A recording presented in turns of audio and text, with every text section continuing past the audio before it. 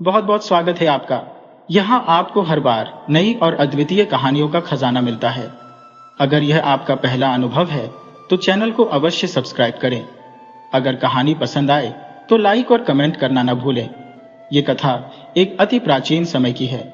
लक्ष्मीपुर नामक नगर में एक धनाढ्य व्यक्ति लाखा सेठ अपने परिवार संग निवास करता था। उनकी संपन्नता का अंदाजा इस बात से लगाया जा सकता था कि उनके घर में किसी भी वस्तु का अभाव नहीं था। उनका व्यवसाय लाखों में चलता था। परिवार के सभी सदस्य धर्मनिष्ठ और उच्च संस्कारों से युक्त थे। इसी परिवार में एक कन्या ने जन्म लिया जिसका नाम माया रखा गया। माया असाधारण रूप से बुद्धिमान और संस्कारी थी। ईश्वर की भक्ति में उसकी गहन आस्था थी। वह निर्धनों की सहायता और वयोवृद्धों की सेवा को अपना प्रथम कर्तव्य मानती थी। समय के प्रवाह में माया युवावस्था में पहुंची। विवाह योग्य आयु में आते ही उसके लिए एक उत्तम परिवार देखकर उसका विवाह संपन्न कर दिया गया। माया का ससुर एक अत्यंत समृद्ध व्यक्ति था, परंतु अपनी संपत्ति के मामले में वह कंजूस भी था। दुल्हन बनकर माया जब अपने ससुराल पहुंची तो उसने अपने उच्च संस्कारों से पूरे परिवार का दिल जीत लिया। अपने पति, सास और ससुर की निस्वार्थ सेवा करके उसने सभी को प्रसन्न कर दिया। ससुराल में कुछ वर्ष बीत गए। एक दिन प्रातःकाल की बात है। माया अपने घर के आंगन की सफाई कर रही थी। तभी एक युवा सन्यासी उनके द्वार पर आ पहुंचा। वह द्वार पर खड़ा होकर विनम्र स्वर में बोला, देवी, मैं एक सन्यासी हूं, भिक्षा के लिए आया हूं, कृपया कुछ दान दीजिए। उसकी आवाज सुनते ही माया बाहर आई और मुस्कुराते हुए बोली, बाबा, इतनी जल्दी क्या है, थोड़ी प्रतीक्षा कर लेते। इस पर सन्यासी ने कहा, देवी, मुझे भय है। सन्यासी का उत्तर सुनकर माया खिलखिलाकर हंस पड़ी। उस समय घर के भीतर माया का ससुर भी मौजूद था, जो इन दोनों के वार्तालाप को बड़े ध्यान से सुन रहा था। जब सेठ ने अपनी नवविवाहित बहू माया और युवा सन्यासी के बीच संवाद को ध्यानपूर्वक सुना तो उसके भीतर शंका का बीज अंकुरित होने लगा। माया के शब्द, आखिर इतनी जल्दी क्या है, सुनकर उसके विचार विचलित हो उठे। उसे लगने लगा कि माया और उस नौजवान सन्यासी के बीच कोई गूढ़ संबंध छिपा है। सेठ के मन में संशय का बादल और गहरा हो गया जब उसने माया और सन्यासी को हंसी ठिठोली करते देखा। वह सोचने लगा, जरूर कोई छुपा हुआ रिश्ता है, अन्यथा मेरी बहू ऐसा व्यवहार क्यों करेगी। इस विचार ने उसे अपनी चारपाई छोड़कर और नजदीक से उनकी बातचीत सुनने पर विवश कर दिया। सन्यासी ने माया से पूछा, हे देवी, आपकी आयु कितनी है। इस पर माया ने मुस्कुराते हुए उत्तर दिया, महात्मा जी, मेरी उम्र तो अभी मात्र 10 वर्ष की है। यह सुनकर सेठ चौंक गया। उसके मन में विचार आया, मेरी बहू ऐसा झूठ क्यों बोल रही है। आखिर इस युवा सन्यासी से उसकी क्या मंशा हो सकती है। सन्यासी ने फिर प्रश्न किया, तो देवी, आपकी सास की उम्र कितनी होगी। माया ने हंसते हुए जवाब दिया, महात्मा जी, उनकी उम्र तो केवल 8 वर्ष है। यह सुनकर सेठ का मस्तिष्क जैसे थम सा गया। उसकी सोच और अधिक उलझन में पड़ गई। उसने मन ही मन कहा, मेरी बहू यह अजीबोगरीब बातें क्यों कर रही है, यह सब क्या मायने रखता है। सेठ ने निश्चय किया कि वह इस वार्तालाप का अंत तक साक्षी बनेगा। उसके भीतर यह विश्वास और प्रबल हो गया कि उसकी पुत्र वधू कुछ छुपा रही है और यह सब कुछ उसके बेटे को धोखे में रखने के लिए है। कहीं यह सन्यासी के प्रेम पाश में तो नहीं बंध गई। सेठ ने स्वयं से प्रश्न किया। सेठ के मन में दूसरी दुविधा यही उत्पन्न हुई कि वह अपनी बहू से तुरंत ही सारा सच पूछ ले, परंतु यह विचार आते ही उसने स्वयं को रोका और सोचा, अभी जल्दबाजी करना उचित नहीं होगा। पहले इनकी सारी बातें सुन लो, देखो ये दोनों और क्या क्या कहते हैं। जब यह सन्यासी यहां से चला जाएगा तब मैं माया से उसकी मंशा पूछूंगा और अपने बेटे को भी इसकी सूचना दूंगा। उसकी जिज्ञासा बढ़ती जा रही थी। वह पुनः उनके वार्तालाप पर ध्यान केंद्रित करने लगा। इधर सन्यासी ने एक और प्रश्न किया, हे देवी, आखिर तुम्हारे पति की आयु कितनी है। माया ने हंसते हुए बिना किसी झिझक के उत्तर दिया, महात्मा जी, मेरे पति की उम्र तो केवल 1.5 साल की है। इस उत्तर ने सेठ के भीतर हलचल मचा दी। खिड़की के पीछे खड़े खड़े उसने सोचा, मेरी बहू तो पूर्णतः विचित्र बात कर रही है। पहले यह अपनी उम्र 10 वर्ष बता रही थी, फिर अपनी सास की 8 वर्ष और अब अपने पति की उम्र सारे साल। यह सब क्या नाटक चल रहा है? अब देखता हूं वह मेरी आयु के बारे में क्या कहेगी। सन्यासी ने पुनः सवाल किया। आपने अपनी सास की और अपने पति की आयु तो बता दी, अब यह भी बताइए कि आपके ससुर की उम्र कितनी है। इस पर माया ने मुस्कुराते हुए कहा, हे सन्यासी महाराज, मेरे ससुर की आयु मैं कैसे बताऊं, उनका तो अभी जन्म ही नहीं हुआ। इस उत्तर ने सेठ को जैसे जड़वत कर दिया। उसका सिर घूमने लगा। वह बड़बड़ाया, यह सब क्या हो रहा है? मेरे बेटे के साथ इसका विवाह हुआ है और यह कह रही है कि मेरा जन्म ही नहीं हुआ। क्या यह मुझे पागल बना रही है या फिर यह स्वयं पागल हो गई है? सन्यासी के विदा लेने के बाद माया घर के अंदर चली गई। दूसरी ओर क्रोध से तमतमाते हुए सेठ अपने कमरे से बाहर निकला। वह सोचने लगा, मुझे अब माया से यह प्रश्न करना चाहिए कि वह उस युवा सन्यासी के साथ हंसते हुए कैसी अजीबोगरीब बातें कर रही थी। परंतु अगले ही पल उसने स्वयं को रोकते हुए कहा, नहीं, मेरी बहू चरित्रहीन है। मैंने स्वयं अपनी आंखों से देखा और कानों से सुना। मुझे उससे कुछ पूछने की आवश्यकता नहीं। अब मैं इस मामले को पंचायत में ले जाऊंगा और न्याय की गुहार करूंगा। इसने तो हमारे परिवार की प्रतिष्ठा को मिट्टी में मिला दिया है। पंचायत में पहुंचने के बाद सेठ ने दृढ़ स्वर में कहा, मैं अपनी पुत्रवधू से प्रश्न करूंगा, सबके समक्ष। अब तो उसे पुत्रवधू कहना भी मेरे लिए असहनीय हो गया है। ये कहते हुए सेठ ने माया के माता पिता के घर पर तत्काल संदेश भिजवाया कि वे शीघ्र यहां आकर उपस्थित हों। इस निर्णय के बाद सेठ अपने घर से बाहर निकला और सीधा पंचायत के मुखिया के पास जा पहुंचा। मुखिया ने उसे परेशान देखकर कहा, सेठ जी, आप बहुत व्यथित प्रतीत हो रहे हैं। आखिर क्या समस्या आ पड़ी है? सेठ ने पीड़ा भरे स्वर में कहा, पंच परमेश्वर, मेरी पुत्रवधू ने ऐसा आचरण किया है कि मैं अब समाज में किसी को मोह दिखाने योग्य नहीं रहा। वह चरित्रहीन होने के साथ साथ कपटी और झूठी भी निकली है। मैं उससे छुटकारा चाहता हूं। यदि मैं वहां और रुकता तो उसकी बातें सुन सुनकर पागल हो जाता। मुखिया ने चौंकते हुए पूछा, आखिर ऐसी कौन सी बात हो गई जो आप स्वयं को संभाल नहीं सके? सेठ ने जवाब दिया, पहले आप सभी मेरे घर चलें। मैं पंचायत के समक्ष अपनी व्यथा व्यक्त करूंगा। सेठ के बार बार आग्रह करने पर पंचायत के सभी सदस्य उसके साथ उसके घर की ओर चल पड़े। उधर माया के माता पिता भी वहां पहुंच चुके थे। सेठ ने अपने घर के चौपाल में पंचायत बिठाई। धीरे धीरे गांव के लोग भी इकट्ठा होने लगे। मुखिया ने पूछा, सेठ जी, ऐसी कौन सी गंभीर समस्या आ खड़ी हुई है जिसके कारण पंचायत बुलानी पड़ी? अब तो हम सभी यहां उपस्थित हैं, अपनी बात स्पष्ट करें। सेठ ने कहा, मुखिया जी, मैं अपनी बहू माया को पंचायत में बुलवाना चाहता हूं। पहले उसे यहां बुलाइए। मुखिया के आदेश पर माया को पंचायत में बुलाया गया। जब माया वहां पहुंची तो पंचों ने कहा, अब तो आपकी बहू यहां उपस्थित है। बताइए, ऐसी क्या बात हुई जो आपने यह पंचायत बुलाने की आवश्यकता समझी?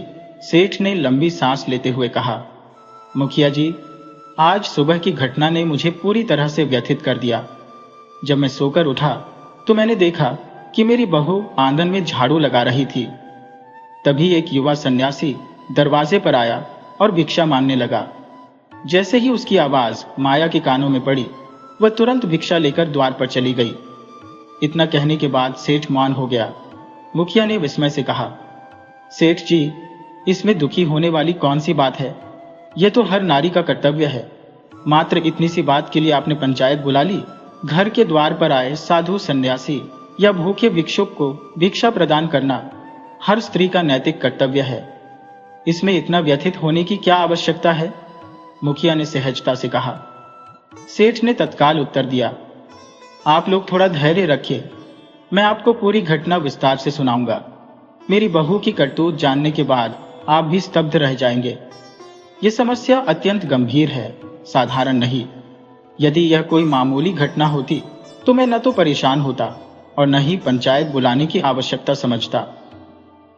मुखिया ने शांत स्वर में कहा, सेठ जी, आपकी बातें सुनने में तो ऐसा प्रतीत हो रहा था जैसे यह कोई बड़ी बात नहीं है। कृपया आप स्पष्ट कीजिए। सेठ ने गहरी सांस लेते हुए कहा, मुखिया जी, मेरे द्वार पर आज सुबह एक युवा सन्यासी भिक्षा मांगने आया था। मेरी बहू का कर्तव्य था कि वह चुपचाप उसे भिक्षा प्रदान कर देती, लेकिन उसने उससे बात करने की आवश्यकता क्यों समझी? और यदि बात की भी तो ऐसी बातें क्यों की जिन्हें सुनकर आप सभी स्वयं समझ जाएंगे कि मेरी बहू ठीक आचरण नहीं कर रही है। मैं चाहता हूं कि आप लोग यह बात उसकी जुबानी सुने, तभी आपको मेरी चिंता का कारण स्पष्ट होगा।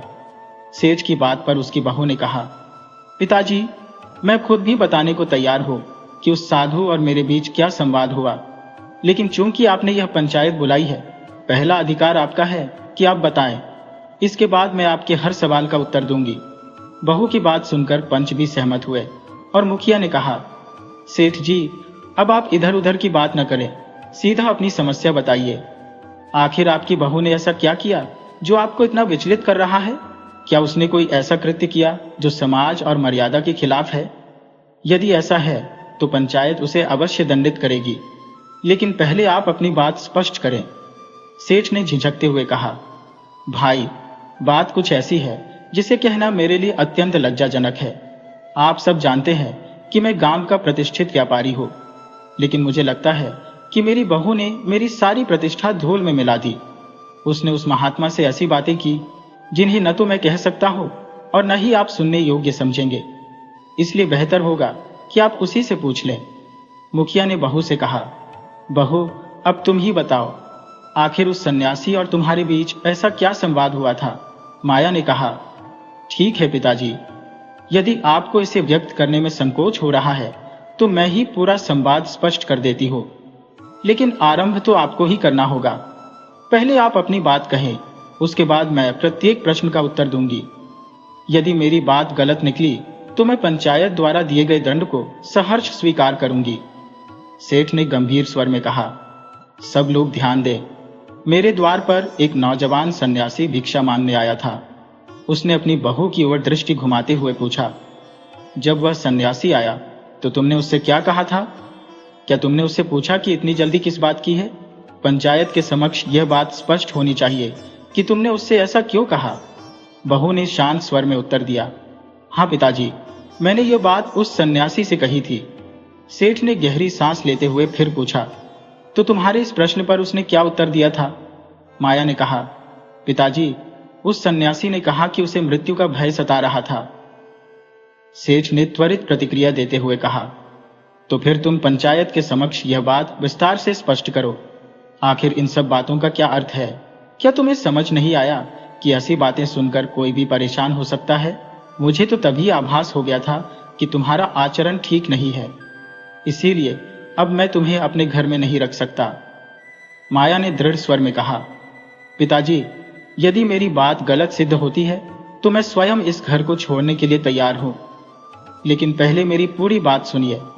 मैंने उस नौजवान सन्यासी से यह प्रश्न इसलिए किया था क्योंकि उसने इतनी कम आयु में सन्यास ग्रहण कर लिया था। जो उम्र खेल कूद और जीवन का आनंद लेने की होती है, उस समय वह संसार से वैराग्य लेकर सन्यासी बन गया। मैंने उससे पूछा था कि तुम्हारी उम्र तो अभी बहुत बड़ी है। लोग प्रायः वृद्धावस्था में भगवान का स्मरण और भजन करते हैं, लेकिन तुमने इतनी कम उम्र में भगवा धारण कर लिया, ऐसा क्यों? उसने मेरे प्रश्न का उत्तर देते हुए कहा था कि उसे मृत्यु का भय था। उसका कहना था कि जीवन और मृत्यु के बीच का फासला इतना क्षणिक है कि इसका अनुमान लगाना कठिन है। लोग अक्सर यह मानकर चलते हैं कि बुढ़ापे में ईश्वर की आराधना करेंगे, लेकिन कौन जानता है कि वह बुढ़ापा देख भी पाएंगे या नहीं। मृत्यु न बालक को देखती है, न युवा को, और न ही वृद्ध को। इसलिए उसने कहा कि जीवन के अंतिम क्षणों की प्रतीक्षा करने की अपेक्षा यह उचित है कि बचपन से ही भगवान का स्मरण और सत्कर्म किए जाए। यही कारण है कि उसने अपनी आयु की परवाह किए बिना संन्यास ग्रहण कर लिया। उसकी बातों का अर्थ यही था कि जीवन अनिश्चित है और मृत्यु का समय किसी को ज्ञात नहीं, इसलिए उसने अपने कल्याण के लिए यह मार्ग चुना। बहू ने शांत भाव से कहा, पिताजी, मैंने अपने जीवन में देखा है कि कितने ही नौजवान अपनी जवानी में ही काल के गाल में समा गए। यही विचार मेरे मन में भय उत्पन्न करता था। इसी डर ने उस सन्यासी को भी अपनी किशोर अवस्था में ही वैराग्य का मार्ग चुनने पर विवश किया। जब मैंने उससे यह प्रश्न किया तो उसने स्पष्ट कहा था कि उसे मृत्यु का भयानक भय था। अब आप ही बताइए पिताजी, क्या उस सन्यासी ने कोई अनुचित बात कही थी? बहू की बात सुनकर पंचायत में सन्नाटा छा गया। हर कोई उसकी समझ और तर्कशीलता की सराहना करने लगा। सेठ के चेहरे पर पछतावे के भाव उभरने लगे। तभी बहू ने कहा, पिताजी, मेरी बात अभी समाप्त नहीं हुई। मैं आगे की बात भी स्पष्ट करना चाहती हूँ। जब उस सन्यासी ने मुझसे मेरी आयु पूछी तो मैंने कहा कि मेरी उम्र केवल 10 वर्ष है। सेठ ने तुरंत प्रतिक्रिया दी, हाँ, तुमने यही कहा था, लेकिन तुमने अपनी उम्र 10 वर्ष क्यों बताई, जबकि तुम्हारी वास्तविक आयु तो 30 वर्ष है? ऐसा असत्य कहने के पीछे क्या कारण था? बहू ने शांत लेकिन दृढ़ स्वर में उत्तर दिया, पिताजी, मेरी वास्तविक आयु भले ही 30 वर्ष हो, लेकिन मैं अपने जीवन के उन 20 वर्षों को अपनी आयु नहीं मानती। मेरी दृष्टि में जीवन की सार्थकता वहीं से आरंभ होती है जहां से मनुष्य ईश्वर से जुड़ता है। आज से 10 वर्ष पूर्व मैंने एक संत को अपना गुरु माना और ईश्वर की भक्ति का मार्ग चुना। वही समय मेरी सच्ची जीवन यात्रा का आरंभ था। मैंने उस सन्यासी से यही कहा कि केवल वह समय महत्वपूर्ण है जो भगवान की भक्ति और सत्कर्म में व्यतीत हुआ हो। बाकी समय तो जैसे पशुओं का जीवन केवल भोजन, निद्रा और सांसारिक कामनाओं में ही व्यर्थ हो जाता है। यदि जीवन में भक्ति न हो तो ऐसी आयु को सफल नहीं कहा जा सकता। इसलिए मैंने अपनी सार्थक आयु केवल 10 वर्ष बताई। अब आप ही बताइए पिताजी, मैंने उस सन्यासी से ऐसा कहकर क्या अनुचित किया? सेठ इस उत्तर से निरुत्तर हो गया। पंचायत में बैठे सभी लोग बहू की बुद्धिमत्ता और धार्मिक दृष्टिकोण की प्रशंसा करने लगे। हर तरफ से वाह वाह की गूंज उठी। सेठ ने फिर पूछा, बहू, ये तो समझ में आ गया कि तुमने अपनी आयु 10 वर्ष क्यों बताई, लेकिन तुमने अपनी सास की आयु 8 वर्ष और अपने पति की आयु 5.5 वर्ष क्यों बताई, जबकि उनकी वास्तविक आयु इससे कहीं अधिक है? इसका अर्थ भी स्पष्ट करो। पंचायत के लोग भी उत्सुक हो गए। सभी माया के अगले उत्तर की प्रतीक्षा करने लगे। तब बहू ने गंभीर स्वर में कहा, ससुर जी, कृपया मेरी बात को ध्यानपूर्वक सुने। जब सन्यासी महात्मा ने मुझसे यह पूछा था तब मैंने ऐसा क्यों कहा, यह बताना चाहूंगी। जब मैं अपने मायके से इस घर में आई तो मैंने देखा कि यहाँ पूजा पाठ का कोई स्थान नहीं था, न ही कभी कोई सत्संग या धार्मिक चर्चा होती थी। लेकिन मेरे आग्रह पर सासू माँ ने सत्संग में जाना आरंभ किया। वह भगवान के भजन सुनने लगी और उनकी भक्ति में रमने लगी।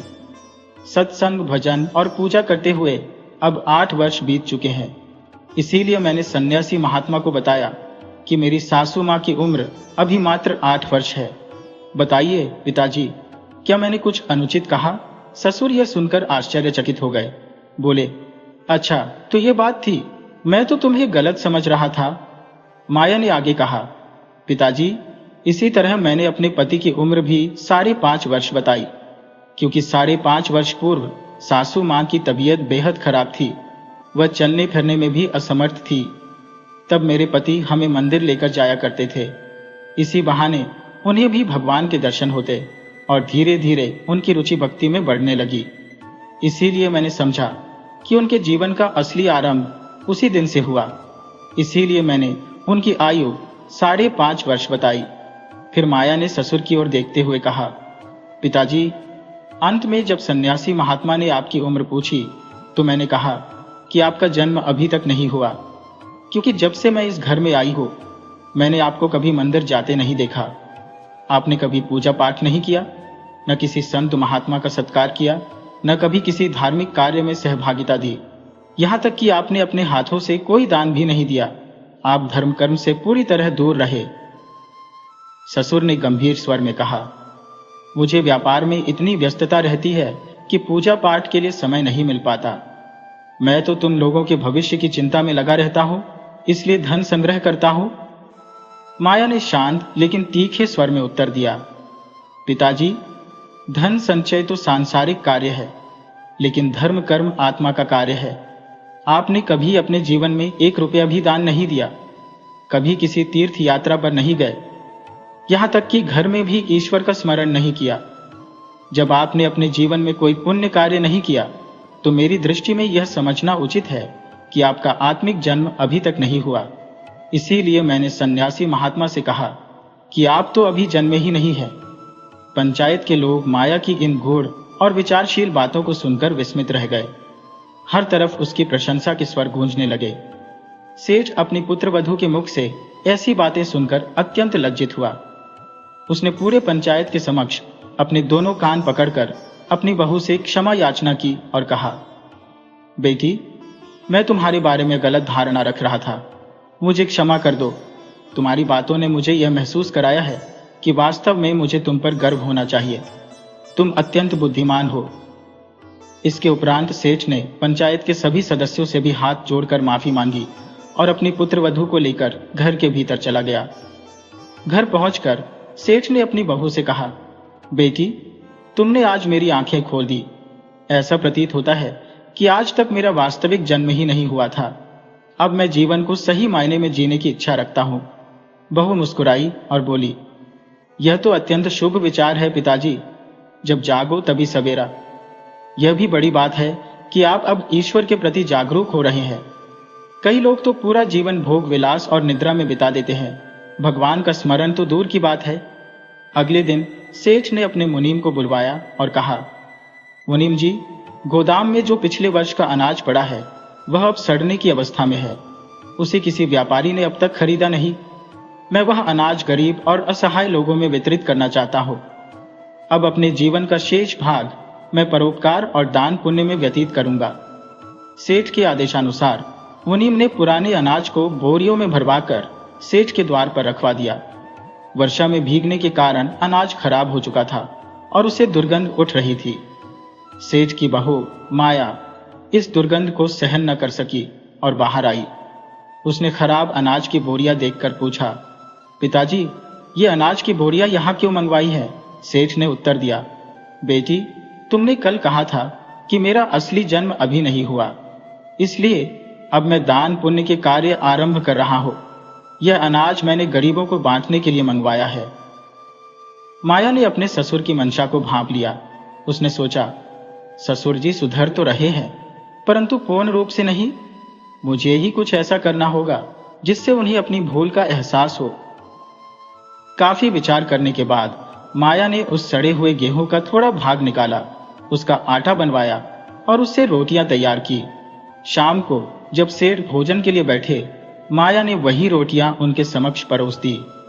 जैसे ही सेठ ने पहला कौर खाया, सड़े हुए अनाज से बनी रोटी का स्वाद उसकी इंद्रियों को विचलित कर गया।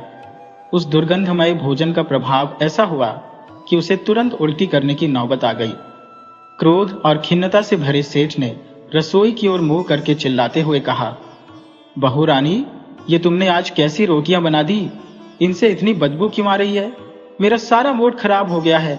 माया, जो रसोई में ही थी, शांत स्वर में बोली, क्या हुआ पिताजी? सेठ ने तीखे स्वर में उत्तर दिया, बहू रानी, तुम्हारी आज की रोटियों में से ऐसी दुर्गंध आ रही है जैसे इनमें कोई खराब चीज मिल गई हो। क्या तुमने सही सामग्री का उपयोग नहीं किया? माया ने रसोई से बाहर आते हुए उत्तर दिया, पिताजी, मैंने तो वही रोटियां बनाई है जैसी रोज बनाती हूं, इनमें कुछ भी अलग नहीं है। सेठ ने गुस्से में कहा, नहीं नहीं, ये रोटियां वैसी नहीं है, इनमें तो बेहद खराब गंध आ रही है। कहीं ऐसा तो नहीं कि इनमें कोई कीड़ा मकोड़ा गिर गया हो? माया ने शांत रहते हुए उत्तर दिया, पिताजी, ऐसा कुछ नहीं है। मैंने अभी अभी ताजा गेहूं पीस कर यह आटा बनाया और रोटियां तैयार की हैं। सेठ ने गंभीरता से पूछा, तुमने यह गेहूं किस गोदाम से लिया? माया ने जवाब दिया, पिताजी, वही गेहूं जो आप गोदाम से लेकर आए और घर के बाहर रखवाया, उन्हीं बोरियों में से थोड़ा गेहूं निकालकर मैंने आटा बनाया है। यह सुनते ही सेठ का चेहरा गुस्से से लाल हो गया। उसने क्रोधित होकर कहा, तुमने उन सड़े हुए गेहूं की रोटियां क्यों बनाई? वह अनाज तो मैंने गरीबों में बांटने के लिए रखा था, खाने के लिए तो अलग साफ अनाज रखा गया है। माया ने शांत लेकिन दृढ़ स्वर में कहा, पिताजी, मुझे पता था कि वह अनाज खराब है, इसी कारण मैंने सोचा कि आपको अभी से ऐसा भोजन करने की आदत डाल दो। सेठ ने हैरानी से पूछा, बहू रानी, ये कैसी बातें कर रही हो? किस आदत की बात कर रही हो? माया ने गंभीरता से उत्तर दिया, पिताजी, मैंने सुना है और शास्त्रों में पढ़ा है कि जो हम इस जन्म में दान करते हैं वही हमें अगले जन्म में मिलता है। यदि आप गरीबों को सड़ा हुआ अनाज दान करेंगे तो अगले जन्म में आपको भी ऐसा ही अनाज प्राप्त होगा। इसलिए मैंने सोचा क्यों ना अभी से इस तरह की रोटियां खाने की आदत डाल दी जाए। माया की बात सुनकर सेठ का गुस्सा ठंडा पड़ गया। वह सोच में पड़ गया और बोला, बहू रानी, तुम्हारी बातों ने मेरी आंखें खोल दी हैं। अब मैं इस सड़े हुए अनाज को नगर के बाहर फेंकवाऊंगा और गरीबों में केवल अच्छा साफ सुथरा अनाज ही दान करूंगा। उसी समय सेठ ने अपने मुनीम को बुलवाया और कहा, इन खराब अनाज की बोरियों को नगर से बाहर कूड़े में फेंक दो और गोदाम में जो उत्तम अनाज रखा है उसे बोरियों में भरवा कर मेरे घर के बाहर रखवा दो। मैं वही अनाज गरीबों को दान करूंगा। मुनीम ने चकित होते हुए सेठ से पूछा, सेठ जी, आखिर आपको ऐसा क्या हुआ है? सेठ ने गंभीर स्वर में उत्तर दिया, मेरी बहू ने मुझे वास्तविकता का आईना दिखा दिया है। जैसा हम इस जन्म में दान करते हैं वैसा ही प्रतिफल हमें अगले जन्म में प्राप्त होता है। अगले ही दिन सेठ के द्वार पर उत्तम और स्वच्छ अनाज की बोरियां लाकर रख दी गईं। सेठ ने उन बोरियों में से अनाज नगर के निर्धन और जरूरतमंद लोगों में वितरित कर दिया। इस परोपकार ने नगर के गरीबों का दिल जीत लिया। हर ओर से सेठ की प्रशंसा और आशीर्वाद मिलने लगे। यह दृश्य देखकर माया ने अपनी सास से कहा, माँ जी, आप कृपया पड़ोस की सभी महिलाओं को बुला लाइए। सास ने जिज्ञासा से पूछा, बहू, आखिर ऐसा क्या है जो मैं उन्हें बुलाऊं? तुम उनका क्या करने वाली हो? माया मुस्कुराते हुए बोली, माँ जी, पहले उन्हें बुला तो लाइए, फिर मैं सब समझाऊंगी। सास ने बहू की बात मानी और पड़ोस की महिलाओं को आमंत्रित कर लाई। जब सभी महिलाएं आंगन में एकत्र हुईं, तो माया ने ढोल मंगवाए और उत्सव का माहौल बनाया। सभी ने हैरानी से पूछा, बहू रानी, आखिर बात क्या है? माया ने उत्साह से उत्तर दिया, आप सभी को बधाई के गीत गाने हैं, क्योंकि आज मेरे ससुर का वास्तविक जन्म हुआ है। बाहर सेठ गरीबों में अनाज बांटने में व्यस्त था और भीतर महिलाएं ससुर के जन्मोत्सव के गीत गा रही थी। यह खुशी इसलिए थी क्योंकि आज सेठ ने धर्म और सत्य के मार्ग पर चलना शुरू कर दिया था। इसी बीच कथा ने एक नया मोड़ लिया। पहले समय की बात है, फारस नामक एक देश में एक बादशाह का राज्य था। एक बार एक काजी बादशाह के दरबार में पहुंचा। बादशाह काजी का बहुत आदर करता था क्योंकि वह धार्मिक विषयों का ज्ञाता था। लेकिन इस बार बादशाह ने काजी की विद्वता की परीक्षा लेने का निश्चय किया। यद्यपि बादशाह स्वयं कोई विद्वान नहीं था, फिर भी उसने 3 कठिन प्रश्न काजी के सामने रखे। पहला प्रश्न था, ईश्वर कहाँ निवास करता है? दूसरा प्रश्न था, ईश्वर अपना मुख किस दिशा में रखता है? तीसरा प्रश्न था, ईश्वर क्या करता है? बादशाह ने काजी से कहा, यदि तुम इन प्रश्नों के सटीक उत्तर दे सको तो मैं तुम्हें और ऊंचा ओहदा प्रदान करूंगा। काजी को इन प्रश्नों की गंभीरता समझ में आई। उसने बादशाह की प्रशंसा की और उत्तर देने के लिए 8 दिन का समय मांगा। लेकिन 8 दिनों तक विचार करते हुए भी उसे कोई उत्तर नहीं सूझा। समय बढ़ाने के लिए उसने बीमारी का बहाना बनाते हुए बादशाह को संदेश भिजवाया, जैसे ही मेरी तबीयत सुधरेगी मैं आपके प्रश्नों का उत्तर दे दूंगा। काजी इन दिनों बेहद चिंतित रहने लगा था। उसके घर में एक वफादार नौकर था जो अपने मालिक की यह बेचैनी देख नहीं सका।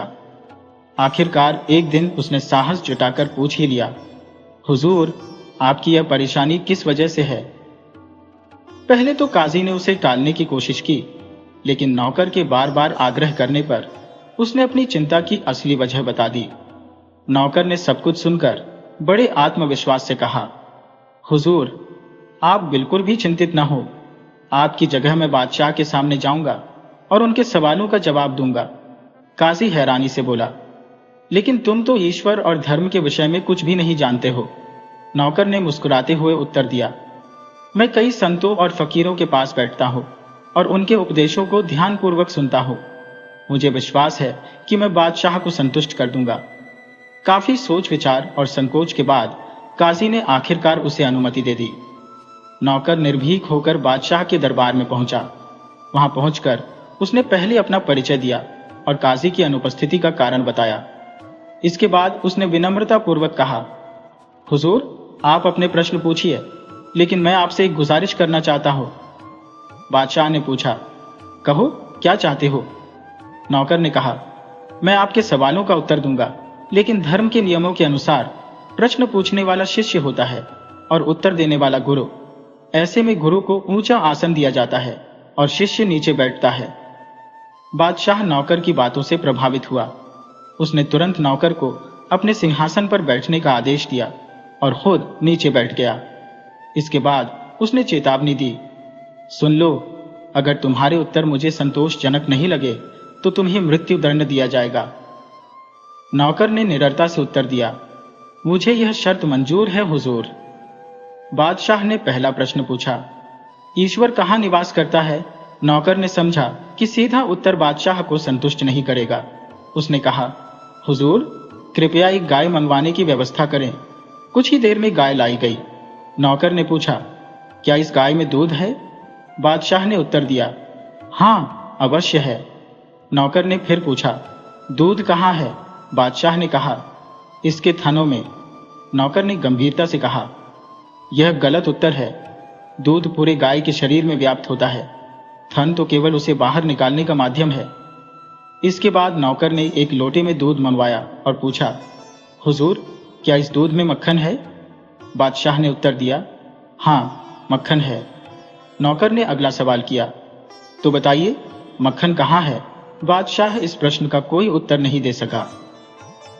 तब नौकर ने कहा, हुजूर, जिस प्रकार आप यह मानते हैं कि दूध में मक्खन अवश्य होता है, लेकिन आपको यह ज्ञात नहीं कि वह किस स्थान पर स्थित है, उसी प्रकार ईश्वर भी संपूर्ण सृष्टि में हर जगह व्याप्त है। जैसे दूध गाय के संपूर्ण शरीर में समाहित होता है और उसे निकालने के लिए गाय को धोना पड़ता है, वैसे ही ईश्वर को अनुभव करने के लिए हमें अपने हृदय को तपाना पड़ता है। अब बताइए हुजूर, क्या आपको अपने प्रश्न का संतोषजनक उत्तर मिला? बादशाह ने उत्तर दिया, हाँ, मुझे अब स्पष्टता मिल गई।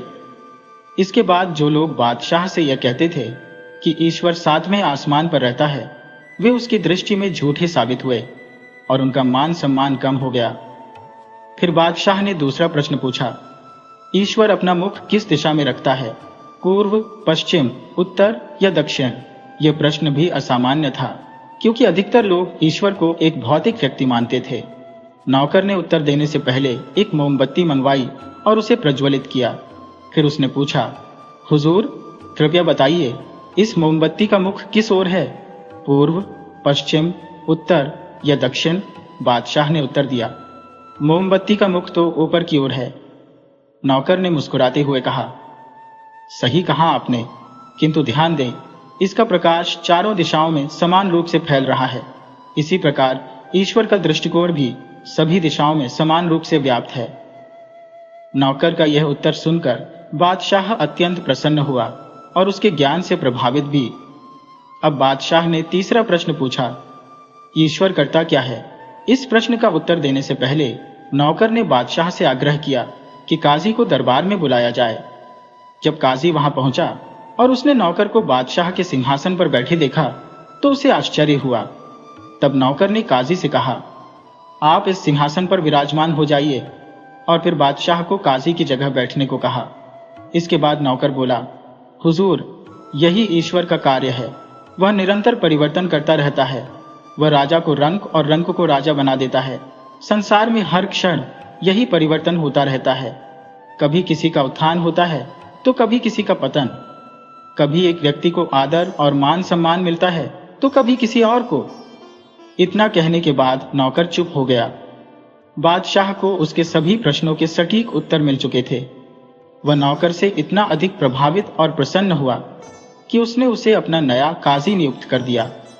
अब बादशाह का मन शांत और संतुष्ट था, क्योंकि उसे एक ऐसा बुद्धिमान काजी मिल चुका था जो उसकी हर समस्या का समाधान कर सकता था।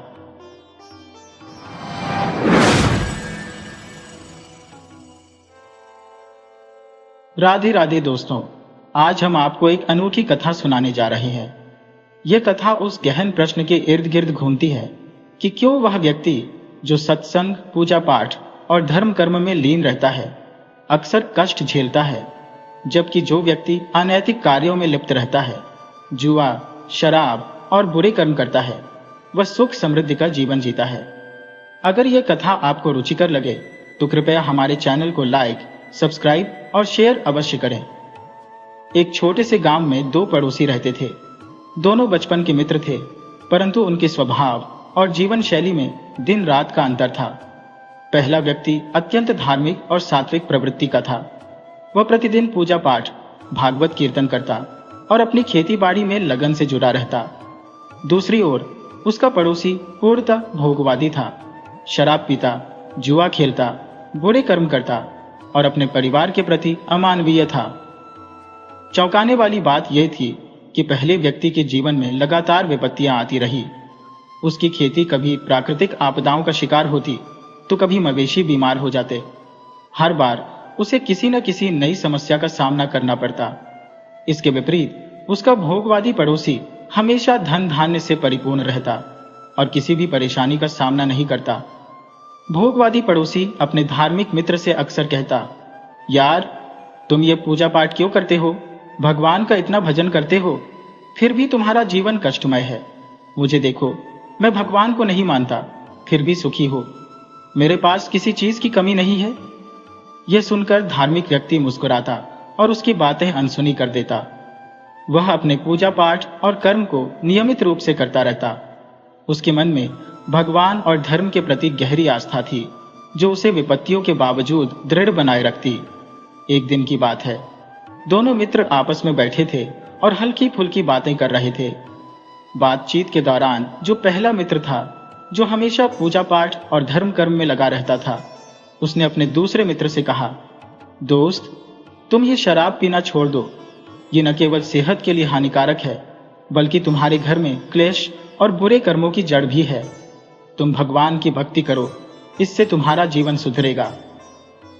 दूसरा मित्र, जो शराब पीने और बुरे कर्मों में लिप्त था, जोर से हंसा और व्यंग्य करते हुए बोला, पूजा पाठ के लिए तो मैंने तुझे छोड़ा हुआ है, लेकिन मुझे एक बात बता, तू कौन सा सुखी है?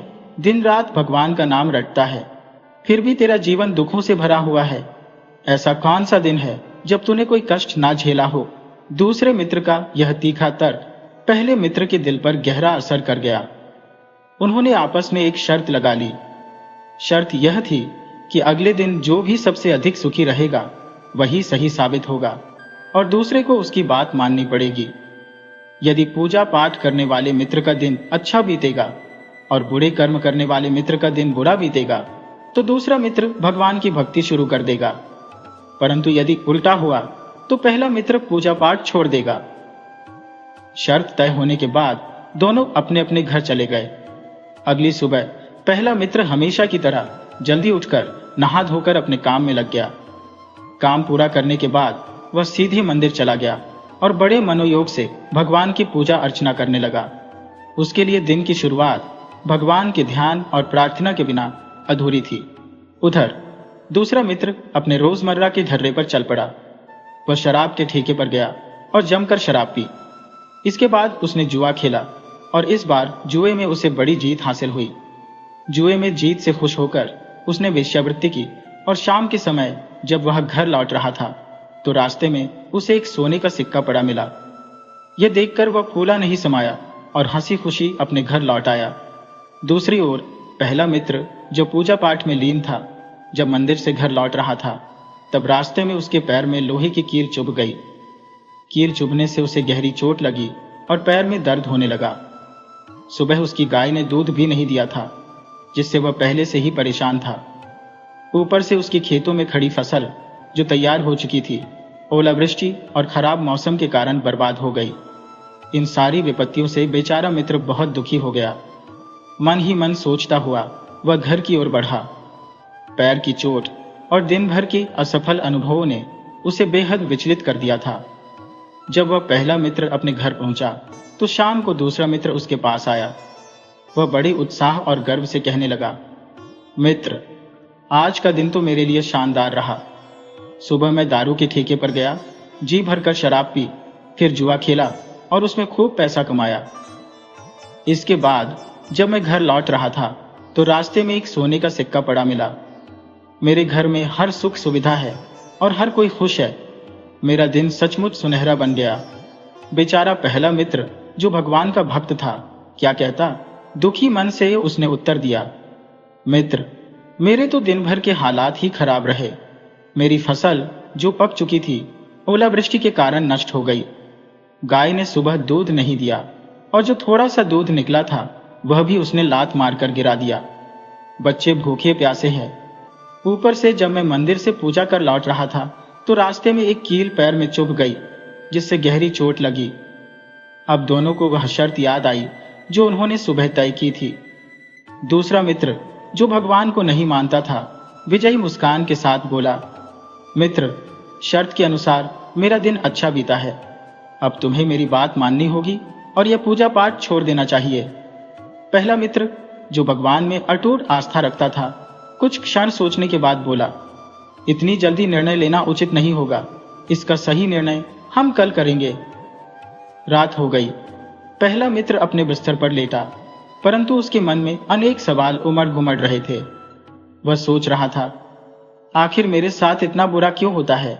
यदि मेरी पूजा और भक्ति सच्ची है तो मुझे इसका फल क्यों नहीं मिलता? और मेरा मित्र जो दुराचारी और अनैतिक है उसके साथ इतना अच्छा क्यों होता है? क्या सच में बुरे कर्म करने वाले लोग ही सुखी रहते हैं? इन्हीं विचारों में डूबते डूबते उसे नींद आ गई।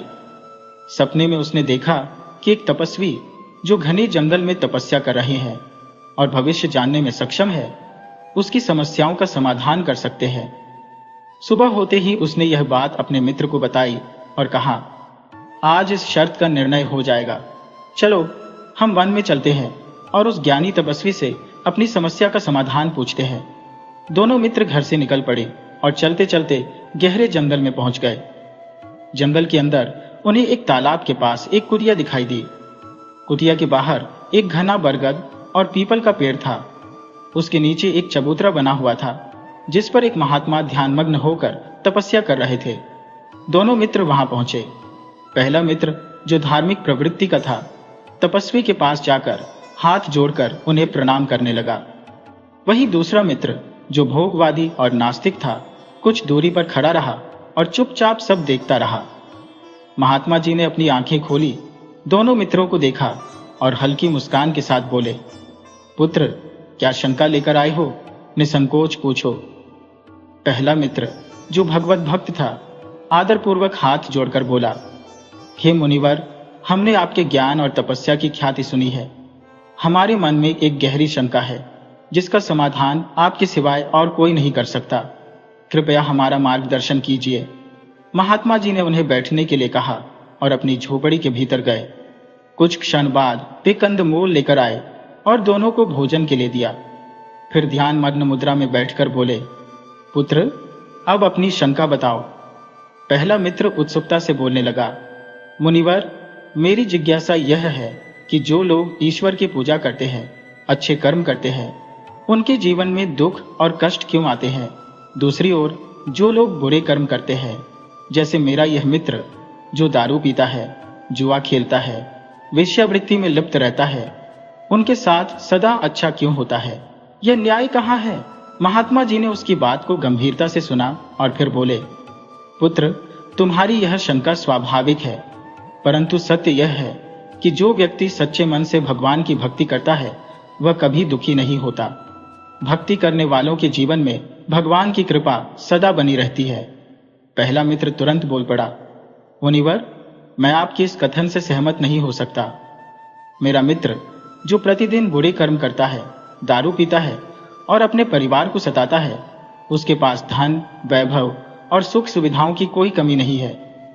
वही मैं जो ईमानदारी से पूजा करता हो, अपने परिवार का सम्मान करता हो और किसी भी बुरे कार्य में लिप्त नहीं हो, मुझे हर कदम पर कष्ट सहना पड़ता है।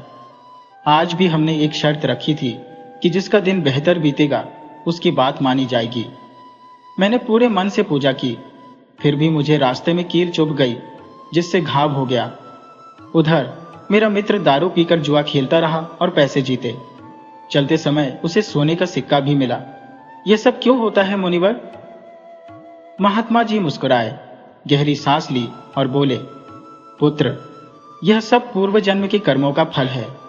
जो तुम्हारा यह मित्र आज बुरे कार्यों में लिप्त है, वह अपने पिछले जन्म में एक महान तपस्वी था। उसने ईश्वर की भक्ति और तपस्या में जीवन व्यतीत किया था। उसने इतने पुण्य अर्जित किए कि उसका यह जन्म सुख संपदा से भरा हुआ है। परंतु पिछले जन्म के अंत में वह बुरे लोगों की संगत में पड़ गया और अपने अर्जित पुण्यों को नष्ट कर दिया। महात्मा जी की यह बात सुनकर दोनों मित्र चकित रह गए। पहला मित्र शांत था, लेकिन उसके मन में अभी भी कई सवाल उमड़ रहे थे। महात्मा जी ने अपनी बात जारी रखते हुए कहा, पुत्र, जिस दिन इस व्यक्ति ने बुरे कर्म किए थे उसका फल यही है।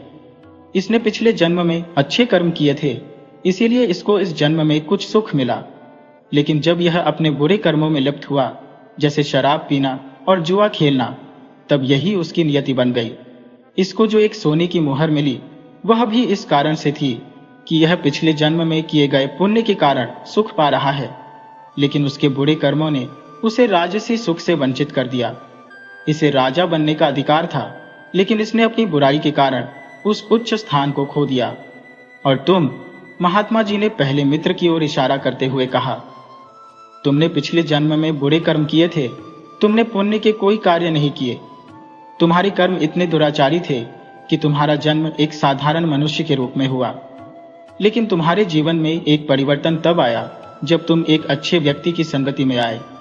तुमने भागवत की पूजा करना सीखा और यही कारण है कि तुम्हारी कष्टों में थोड़ी सी कमी आई।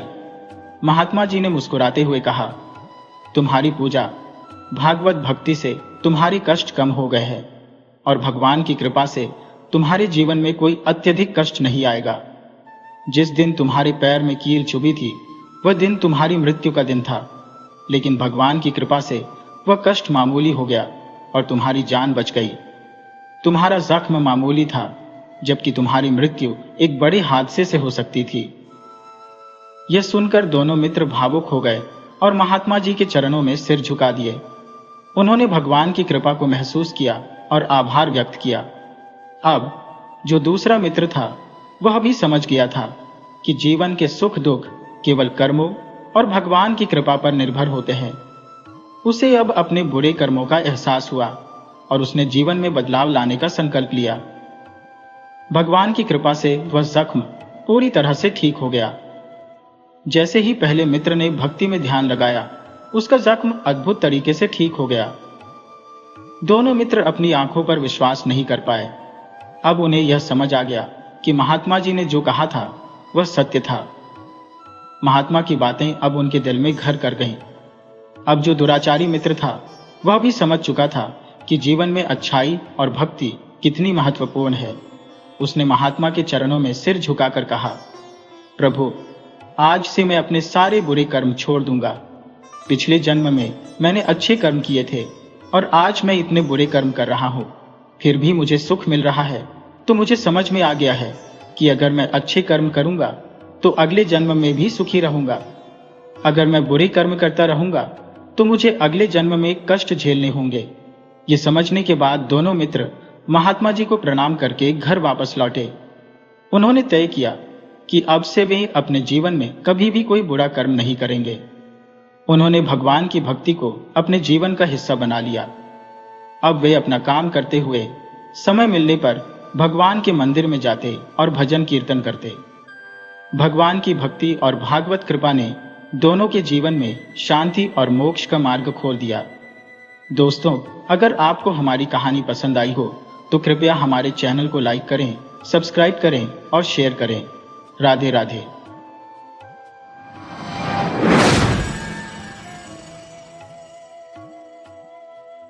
प्राचीन युग में मद्र देश नाम का एक संपन्न राज्य था, जिसका शासन एक धर्मपरायण और सदाचारी राजा अंशुपति के अधीन था। अंशुपति अपने प्रजा हितकारी स्वभाव और उदार दानशीलता के लिए प्रसिद्ध थे। उनके राज दरबार से कभी भी कोई याचक खाली हाथ नहीं लौटता था। राज्य में ब्राह्मणों को यज्ञ आदि अनुष्ठानों की पूर्ण स्वतंत्रता थी और हर वर्ग का सम्मान सुनिश्चित किया जाता था। राजा अंशुपति न केवल क्षमाशील थे, बल्कि प्रजा के समस्त सुखों और समृद्धि के प्रति सजग भी रहते थे। परंतु नियति का स्वभाव विचित्र है, ये संपूर्ण सुख किसी को नहीं देती। राजा के जीवन में भी एक गहरी कमी थी, जो उनके हृदय को सदैव कचोटती रहती थी, संतानहीनता। युवावस्था में उन्होंने इस अभाव को गंभीरता से नहीं लिया, परंतु जब वृद्धावस्था की आहट आने लगी तो यह पीड़ा उनके मन मस्तिष्क पर गहराने लगी। उन्हें यह विचार सताने लगा कि निसंतान मृत्यु एक ऐसा कलंक है जो न केवल इस लोक में बल्कि परलोक में भी कल्याण नहीं होने देता। ये नरक की ओर ले जाने वाला मार्ग है। इस चिंता से व्यथित होकर उन्होंने अपने गुरुजनों और राजपुरोहित को आमंत्रित किया। उनके समक्ष अपनी समस्या रखते हुए उन्होंने कहा, गुरुवर, मेरे जीवन में सुख समृद्धि की कोई कमी नहीं है, परंतु संतान का अभाव मुझे अत्यधिक व्यथित करता है। कृपया इस संकट से उबरने का कोई उत्तम उपाय सुझाएं। राजगुरु और विद्वान पंडितों ने विचार मंथन के पश्चात कहा, महाराज, देवी सावित्री की तपस्या करें, वह आपसे प्रसन्न होकर आपको वरदान अवश्य देंगी। इसके पश्चात राजा ने देवी सावित्री की उपासना का व्रत लिया। उन्होंने नियम पूर्वक साधना प्रारंभ की। प्रतिदिन विधि विधान से पूजा अर्चना करते हुए उन्होंने 18 वर्षों तक तप किया। इस दौरान वे ब्रह्मचर्य का पालन करते, सादा भोजन ग्रहण करते और आत्म संयम में लीन रहते। उन्होंने 1,00,000 बार हवन किया। अंततः देवी सावित्री उनकी तपस्या से प्रसन्न होकर प्रकट हुई। उन्होंने राजा से कहा, हे राजन, मैं तुम्हारी भक्ति और आराधना से अत्यंत प्रसन्न हूं। तुमने अपार श्रद्धा और समर्पण से मेरी उपासना की है। मैं तुम्हारी इच्छा पूर्ति के लिए वरदान देने को तत्पर हूं। मांगो, तुम्हारी क्या अभिलाषा है? अश्वपति राजा की आंखों से वासुकी की तरह उमड़ते आनंद के आंसू छलक पड़े। वह बोलने का प्रयास कर रहे थे, किंतु भावनाओं के वेग ने उनके शब्दों को अवरुद्ध कर दिया। देवी सावित्री ने स्नेहपूर्ण स्वर में कहा, राजन, कहो, अपनी अभिलाषा प्रकट करो। राजा ने स्वयं को संभालते हुए धीमे स्वर में कहा, हे देवी मां, आप तो सर्वज्ञ हैं। आपने मेरे हृदय की हर भावना को पहले ही जान लिया होगा। फिर भी आपकी आज्ञा का पालन करते हुए मैं कहता हूं कि मेरी यह तपस्या संतान प्राप्ति के उद्देश्य से थी। उन्होंने आगे कहा, मां, यह सत्य है कि निसंतान व्यक्ति, चाहे वह राजा हो या साधारण जन, उसका जीवन अधम और निरर्थक हो जाता है। उसका उद्धार न इस लोक में होता है और न ही परलोक में। कृपा करके मुझे संतान का वरदान दीजिए। सावित्री देवी ने मुस्कुराते हुए कहा, राजन, तुम्हारे तप का कारण मुझे पूर्व से ज्ञात था, इसलिए मैंने परमपिता ब्रह्मा से इसकी स्वीकृति पहले ही प्राप्त कर ली है। तुम्हारे घर संतान का आगमन निश्चित है। राजा का हर्ष अब उनके शब्दों में परिलक्षित होने लगा। उन्होंने माता की जय जयकार करते हुए कहा, मां, आपकी कृपा से मेरा जीवन धन्य हो गया। देवी सावित्री ने कहा, राजन, तुम्हारे घर में कन्या का जन्म होगा। वह न केवल अनुपम सुंदरता की धनी होगी, बल्कि उसके गुण और तेज भी विलक्षण होंगे। वह तुम्हारे कुल का गौरव बढ़ाएगी और तुम्हारे नाम को समस्त पृथ्वी पर फैलाएगी। इतना कहकर देवी सावित्री अंतर्धान हो गई, किंतु उनके वचनों की गूंज राजा के हृदय में सजीव बनी रही। राजा अत्यंत प्रसन्न मन से राजमहल लौटे और यह शुभ समाचार सबको सुनाया। महल में हर्ष की लहर दौड़ गई। हर दिशा में मंगलगान होने लगे। राजा की प्रमुख रानी धर्मिष्ठा, जो अत्यंत धर्मपरायण और दयालु स्वभाव की थी, यह समाचार सुनकर भाव विभोर हो गई। कुछ समय बाद एक दिन धर्मिष्ठा ने लज्जित होकर राजा को बताया, महाराज, मेरे गर्भ में जीवन का संचार हो चुका है। यह सुनकर राजा की प्रसन्नता का ठिकाना न रहा। रानी के शब्द सुनकर वह गदगद हो गए, किंतु रानी संकोचवश कुछ अधिक न कह सकी। दोनों के हृदय आनंद से आलोकित हो उठे। राजा ने कहा, यह सब मां सावित्री के आशीर्वाद और मेरी तपस्या का ही फल है। यह वह क्षण है जिसका हमने इतने वर्षों तक इंतजार किया। रानी ने कहा, महाराज, यह आपकी पूजा अर्चना और तपस्या का प्रतिफल है। जब हमारी संतान जन्म लेगी तब हमारा जीवन पूर्ण हो जाएगा। राजा और रानी दोनों उस दिन के आगमन की प्रतीक्षा में अधीर हो गए। एक दिन जब राजा अपनी नित्य पूजा समाप्त कर सूर्य को अर्घ्य अर्पित कर रहे थे, उस समय सूर्यदेव अपनी प्रखर किरणों से समस्त दिशाओं को आलोकित कर रहे थे। ऐसा प्रतीत हो रहा था मानो समस्त ब्रह्मांड इस शुभ घटना के साक्षी बनने को उत्सुक हो। आकाश स्वच्छ और गहरा नीला था, मानो प्रकृति ने अपना सबसे सुंदर वस्त्र ओढ़ रखा हो। वातावरण में मृदु सुगंध व्याप्त थी, जो संभवतः बगीचे के पुष्पों से आ रही थी। जैसे ही राजा अपने कार्यों से निवृत्त हुए, एक सेविका उत्साहित स्वर में आकर बोली, महाराज की जय हो, बधाई हो। राजा ने चौंकते हुए पूछा, क्या हुआ? सेविका ने विनम्रता से उत्तर दिया, महाराज, महारानी ने कन्या को जन्म दिया है। ये सुनते ही राजा प्रसन्नता से खिल उठे। उन्होंने अपने गले का मूल्यवान हार उतारकर सेविका को दे दिया और कहा, यह तुम्हारे लिए है। सेविका ने महाराज की जयकार की। राजा से रुका नहीं गया। वह तुरंत रानी के कक्ष की ओर दौड़े। जब उन्होंने अपनी नवजात कन्या को देखा तो उनकी खुशी का कोई पारावार नहीं रहा। वह कन्या असाधारण रूपवती और तेजस्वी प्रतीत हो रही थी। महारानी धर्मिष्ठा ने भावुक होकर कहा, महाराज, यह सत्य है कि मातृत्व का सुख और संतोष स्त्री के लिए सर्वोपरि होता है। इस अनुभूति के आगे संसार के किसी सुख की तुलना नहीं हो सकती। राजा ने सहमति में सिर हिलाते हुए कहा, रानी, यह सब माता सावित्री की कृपा है। मैं तुरंत राजगुरु और विद्वान पंडितों को बुलाकर नामकरण संस्कार का आयोजन करवाता हूं। रानी ने प्रसन्नता पूर्वक कहा, यह उत्तम होगा। राजा ने तुरंत महामंत्री को बुलाकर अपनी योजना बताई। कुछ ही समय में राजगुरु और अन्य विद्वान पंडित दरबार में उपस्थित हो गए। शुभ मुहूर्त पर नामकरण संस्कार का आयोजन हुआ। हवन पूजन के साथ ब्राह्मणों को भोजन कराया गया और निर्धनों को दान दिया गया। पंडितों ने इस कन्या को माता सावित्री का वरदान मानते हुए उसका नाम सावित्री रखा। समय बीतता गया और सावित्री धीरे धीरे बड़ी होने लगी। बेटी का बढ़ना मानो पलों की तरह लगता है। जब सावित्री युवा हुई तो उसका सौंदर्य अद्वितीय रूप से खिल उठा। उसकी सुंदरता ने सभी को चकित कर दिया। एक दिन राजा और रानी बगीचे में टहल रहे थे।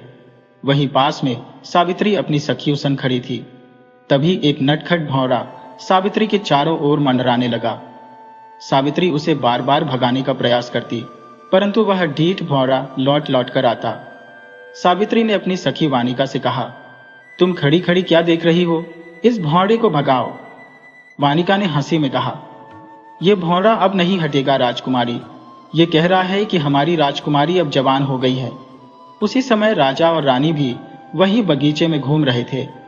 रानी ने वानिका की बात सुन ली और मुस्कुराते हुए राजा से कहा, महाराज, क्या आपने सुना? हमारी बेटी सचमुच बड़ी हो गई है। राजा ने गंभीर स्वर में कहा, हाँ रानी, हमारी बेटी अब पूर्णतः युवा हो चुकी है। जब बेटी युवा होती है तो माता पिता के मन में उसकी जिम्मेदारियों का भार बढ़ जाता है। हमें शीघ्र ही सावित्री के विवाह की व्यवस्था करनी चाहिए। यह आवश्यक है क्योंकि अब समय आ गया है। रानी, जो एक मां के स्नेह और चिंताओं से भरी हुई थी, ने सहमति में सिर हिलाया और कहा, महाराज, यह सत्य है। एक पिता को अपनी पुत्री के लिए योग्य वर की खोज करनी चाहिए। समय पर विवाह न करने पर समाज में निंदा होती है। यह हमारी बेटी के भविष्य का प्रश्न है। राजा ने थोड़ी देर विचारमग्न होकर कहा, रानी, शायद यह उचित होगा कि हम स्वयं सावित्री से उसके विचार जानें। आखिरकार यह उसके जीवन का विषय है। उसकी सहमति और इच्छाएं हमारे निर्णय में महत्वपूर्ण होनी चाहिए। रानी मुस्कुराई और बोली, यह विचार उत्तम है। एक समझदार और स्वावलंबी संतान को अपने माता पिता को अपनी इच्छाओं से अवगत कराना चाहिए। राजा ने सावित्री को पुकारा, सावित्री बेटी, इधर आओ। पिता की आवाज सुनते ही सावित्री तुरंत उनके पास आ गई, लेकिन उसके मन में शंका और लज्जा का संचार हो चुका था। उसे लगा कि शायद उसके पिता ने उसकी सहेलियों और दासियों की बात सुन ली होगी। शर्म से उसका चेहरा लाल हो गया और उसकी आंखें झुक गईं। राजा ने कोमल स्वर में पूछा, बेटी, इतनी चुप क्यों हो? क्या बात है? रानी उसके समीप आई और उसे स्नेहपूर्वक गले लगाते हुए बोली, तुम्हारे पिताजी तुमसे कुछ महत्वपूर्ण कहना चाहते हैं। ध्यान से सुनो। सावित्री ने सिर झुकाकर धीरे से कहा, पिताजी, मैं आपकी बेटी हूं। आपकी हर आज्ञा सुनना और पालन करना मेरा कर्तव्य है। कृपया कहिए, मैं तैयार हूं। राजा ने गहनता से कहा, बेटी, अब तुम विवाह योग्य हो चुकी हो। हम चाहते हैं कि तुम्हारे लिए एक योग्य वर की खोज करें और अपने धर्म का पालन करें। सावित्री ने विनम्रता पूर्वक उत्तर दिया, पिताजी, आप जो भी निर्णय लेंगे मैं उसे सहर्ष स्वीकार करूंगी। ये मेरा सौभाग्य होगा कि मैं आपकी हर आज्ञा का पालन करूं। राजा और रानी ने एक दूसरे की ओर देखा। उनकी आंखों में गर्व और स्नेह की झलक थी। उन्होंने महसूस किया कि उनकी बेटी न केवल रूपवती थी, बल्कि बुद्धिमान और आज्ञाकारी भी। राजा ने गंभीर स्वर में कहा, इस विषय पर हम तुम्हारी मंशा और भावनाएं जानना चाहते हैं। डर या झिझक को अपने मन में स्थान मत दो। यदि तुम्हारे मन में किसी विशेष व्यक्ति के लिए स्नेह या सम्मान है तो निसंकोच हमें बताओ। सावित्री ने शांत स्वर में उत्तर दिया, पिताजी, आपने मुझे सदा ही स्वतंत्रता और छूट प्रदान की है, किंतु एक कन्या के लिए मर्यादा उसके धर्म के समान है। जो भी कार्य माता पिता की सीमा के बाहर हो उसे मैं अपनी आत्मा से स्वीकार नहीं कर सकती। हमारी परंपरा में यह स्वतंत्रता नहीं है कि मैं स्वयं निर्णय लूं। रानी ने अपनी बेटी के इस उत्तर पर प्रेम पूर्वक कहा, यही हमने तुमसे अपेक्षा की थी बेटी। राजा ने सावित्री की ओर देखकर कहा, किंतु मैं यह चाहता हूं कि तुम अपने लिए एक योग्य वर का चयन स्वयं करो। मैं तुम्हारी हर अभिलाषा को पूर्ण करने में सक्षम हूं। जो तुम्हारी इच्छा होगी उसे पूरा करना मेरा कर्तव्य है। सावित्री ने सिर झुकाकर कहा, जैसी आपकी आज्ञा पिताजी। राजा और रानी ने संतोष के साथ वहां से प्रस्थान किया। उनके जाने के बाद दासियां और सखियां सावित्री के इर्द गिर्द आ खड़ी हुई और चंचलता से उससे हंसी ठिठोली करने लगी। अगले दिन राजा ने दरबार में अपने प्रमुख मंत्रियों और वृद्ध ब्राह्मणों को बुलाया और अपने मन की बात शेयर की। महामंत्री, जो अनुभव और विवेक में सिद्धहस्त थे, बोले, महाराज, यह निर्णय अत्यंत उचित है। एक स्त्री को यह स्वतंत्रता अवश्य होनी चाहिए कि वह अपना जीवन साथी स्वयं चुने। स्वयंवर की परंपरा इसी स्वतंत्रता का प्रतीक है। केवल राज परिवार का पुत्र होना ही योग्य होने का प्रमाण नहीं है। राजा ने सहमति में सिर हिलाते हुए कहा, हमारी पुत्री सावित्री बुद्धिमान और धर्मनिष्ठ है। मैं चाहता हूं कि वह अपनी इच्छा से अपना जीवन साथी चुने। उसकी सहायता के लिए हमें सैनिकों और सहेलियों का एक दल भेजना चाहिए ताकि वह अपनी यात्रा के दौरान सुरक्षित रहे। राजगुरु ने राजा के इस प्रस्ताव का समर्थन करते हुए कहा, यह अत्युत्तम होगा। मेरी पुत्री, जो धर्मशास्त्र की ज्ञाता है, सावित्री के साथ जाएगी। वह उसकी सहायता करते हुए धर्म की मर्यादाओं का ध्यान भी रखेगी। राजा ने प्रसन्न होकर कहा, यह योजना उत्तम है। सावित्री की यात्रा की तत्काल तैयारी की जाए। राजमहल में तुरंत यात्रा की तैयारियां प्रारंभ हो गईं। रानी ने प्रसन्नता व्यक्त करते हुए कहा, जब भी किसी राजा का कदम भटकने का संकेत देता है तो ऋषि और मुनि ही उसे सही मार्ग दिखाते हैं। सावित्री की इस यात्रा से वह न केवल अपना जीवन साथी चुनेगी, बल्कि यह यात्रा उसके आत्मविश्वास और बुद्धिमत्ता की परीक्षा भी होगी। यात्रा पर निकलने से पूर्व सावित्री ने अपने माता पिता का आशीर्वाद लिया। राजा ने अपनी पुत्री के हाथ पर अपना सिर रखा और बोले, बेटी, मां सावित्री तुम्हारी समस्त मनोकामनाएं पूर्ण करे। रानी ने उसे अपने आलिंगन में लेकर कहा, मेरी प्रिय पुत्री को वह जीवन साथी मिले जो उसके हृदय को आनंदित करे। सावित्री अपनी यात्रा पर निकल पड़ी। उसने समूचे आर्यावर्त का भ्रमण किया, अनेक नगरों में गई और असंख्य राजकुमारों से भेंट की, परंतु उसके मन को कोई भी योग्य प्रतीत न हुआ। ऐश्वर्य और समृद्धि के बाहरी आडंबर ने उसे कभी भी आकर्षित नहीं किया। जीवन की चकाचांद और कृत्रिमता उसके मन को छूने में असफल रही। एक दिन एक राजकुमार ने उससे कहा, सावित्री, मैं उस कुल का राजकुमार हूं जिसने स्वयं देवताओं और देवी देवताओं पर भी विजय प्राप्त की है। सावित्री मुस्कुराई और उत्तर दिया, राजकुमार, आप निस्संदेह हर वस्तु को अपने अधिकार में ले सकते हैं। आप पृथ्वी के लोगों को अपने हथियारों के बल पर दास बना सकते हैं, परंतु क्या आपने अपने प्रेम से किसी के हृदय को वश में किया है? क्या आपने किसी के मन पर विजय पाई है? राजकुमार मौन हो गया।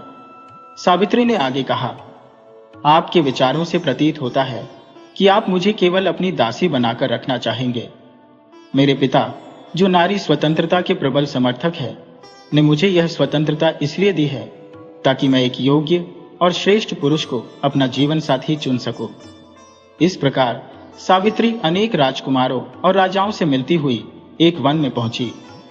वहां उसकी दृष्टि एक युवक पर पड़ी जो अत्यंत तेजस्वी प्रतीत हो रहा था। उसकी शालीनता और आचरण से स्पष्ट था कि वह किसी उच्च कुल का है। उसने अपने कंधे पर लकड़ियों का गट्ठर लाद रखा था और धीमे धीमे चल रहा था।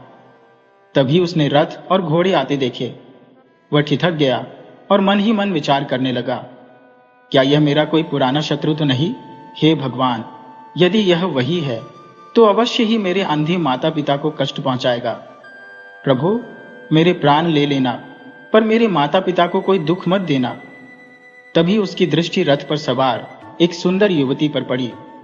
वह सोचने लगा, यह कौन हो सकती है? हाथी, घुड़सवार और पैदल रक्षकों के साथ यह युवती अवश्य किसी बड़े राजा की पुत्री होगी। सावित्री ने भी उस युवक को देखा। उसके तेजस्वी चेहरे पर एक अद्भुत खिंचाव था, जिसने सावित्री को अनायास ही अपनी ओर खींच लिया। वह उसे देखती ही रह गई। उसके मन में उस युवक के बारे में जानने की तीव्र उत्कंठा जाग उठी। सावित्री, जो स्वयं अत्यंत विदुषी थी, समझ गई कि यह युवक निसंदेह एक कुलीन और श्रेष्ठ व्यक्ति है। सावित्री ने रथ को रोककर नीचे कदम रखा और अत्यंत विनम्र स्वर में पूछा, क्या मैं यह जानने का सौभाग्य प्राप्त कर सकती हूँ कि आप कौन हैं? युवक ने सहजता से उत्तर दिया, निश्चित ही देवी, कृपया पहले अपना परिचय दें। सावित्री ने मुस्कुराते हुए अपना नाम बताया और प्रत्युत्तर में प्रश्न किया, आपका नाम क्या है? युवक ने कहा, मेरा नाम सत्यवान है। मेरे पिता का नाम धर्मसेन है। सावित्री ने ध्यानपूर्वक देखते हुए पूछा, इस पवित्र वन में आप लकड़ियों का यह गट्ठर लेकर कहां जा रहे हैं? सत्यवान ने शांत भाव से कहा, देवी, भाग्य के विचित्र चक्र बड़े ही निराले होते हैं। मनुष्य को अपने पूर्व जन्मों के कर्मों का फल अवश्य भोगना पड़ता है। मेरे पिता साल्व देश के राजा थे, किंतु उनकी नेत्रहीनता के कारण वे राज्य का संचालन ठीक से नहीं कर पाए। तब मैं बहुत छोटा था। इन दुर्बल परिस्थितियों का लाभ उठाकर पड़ोसी राजा ने हमारे राज्य पर आक्रमण किया और हमारी स्वतंत्रता छीन ली। अब हम यह कठिन जीवन व्यतीत कर रहे हैं। मेरे माता पिता नेत्रहीन हैं, अतः मैं उनकी सेवा करता हूँ। सावित्री ने गहन स्वर में पूछा, ओह, इस घने जंगल में आप किस प्रकार का जीवन व्यतीत कर रहे हैं? क्या यहाँ का एकाकी जीवन आपको निराश नहीं करता? सत्यवान ने उत्तर दिया, बिल्कुल नहीं देवी। माता पिता की सेवा में जो आनंद है वह अतुलनीय है। वह पुत्र जो अपने माता पिता की सेवा नहीं करता, वह जीवन में कभी उन्नति नहीं कर सकता। सावित्री ने उत्सुकता पूर्वक पूछा, आप जैसे शालीन और विनम्र व्यक्ति की पत्नी अवश्य ही आपके कर्तव्यों में सहयोग करती होंगी। सत्यवान मुस्कुराते हुए बोले, नहीं देवी, मैं अभी अविवाहित हूँ और पूर्णतः अपने माता पिता की सेवा में रत हूँ। यह सुनकर सावित्री गंभीर हो गई। मन ही मन उसने निश्चय किया कि सत्यवान ही उसका जीवन साथी होगा। वह अपने राज्य लौटकर अपने माता पिता से बोली, माताजी, पिताजी, आपने सत्य कहा कि दृढ़ निश्चय रखने वाले व्यक्ति किसी भी राह पर चल सकते हैं। मैंने सत्यवान को ही अपना वर चुन लिया है। राजा और रानी ने सावित्री की बात सुनकर कहा, जैसी तुम्हारी इच्छा। राजा ने यह भी जोड़ा, कल मैं दरबार में इस विषय पर मंत्रणा के लिए राजगुरु, ब्राह्मणों और मंत्रियों को आमंत्रित करूंगा। अगले दिन दरबार में सभी सम्माननीय लोग उपस्थित हुए। राजा ने सबके समक्ष कहा, मेरी पुत्री सावित्री ने एक वनवासी राजकुमार सत्यवान को अपना जीवन साथी चुना है। राजगुरु ने कहा, यह विवाह भाग्य के द्वारा पहले से ही निर्धारित है। सावित्री का चयन सर्वथा उचित है। तभी द्वारपाल ने सूचना दी, महाराज, देवऋषि नारद पधारे हैं। राजा ने आश्चर्य से कहा, देवऋषि नारद इस समय? वे शीघ्रता से सिंहासन से उतरे और देवऋषि का स्वागत करने भागे। नारद ने मुस्कुराते हुए कहा, नारायण नारायण। राजा ने झुककर प्रणाम किया। नारद ने आशीर्वाद देते हुए कहा, राजन, आपका स्वागत है। आज मैं आपके दरबार को अपनी उपस्थिति से शोभित करने आया हूं। राजा देवऋषि के स्वागत में तत्परता से उनके साथ दरबार की ओर चल पड़े। नारद मुनि अपने तांबे के तार की वीणा बजाते हुए नारायण नारायण करते रहे।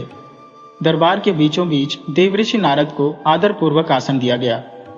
उचित स्थान पर विराजमान होने के बाद उन्होंने चारों ओर दृष्टि डाली और राजा से प्रश्न किया, राजन, आज यह दरबार इतना सजीव और खचाखच भरा हुआ क्यों है? किस विषय पर विचार मंथन हो रहा है? राजा ने आदरपूर्वक बताया, हे मुनिवर, मेरी पुत्री सावित्री ने वनवासी राजकुमार सत्यवान को अपने वर के रूप में चुना है।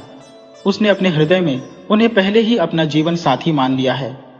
नारद जी ने सावित्री की ओर दृष्टि डालते हुए पूछा, बेटी, क्या यह सत्य है जो मैं सुन रहा हूं? सावित्री ने सिर झुकाकर विनम्रता से उत्तर दिया, हाँ मुनिवर।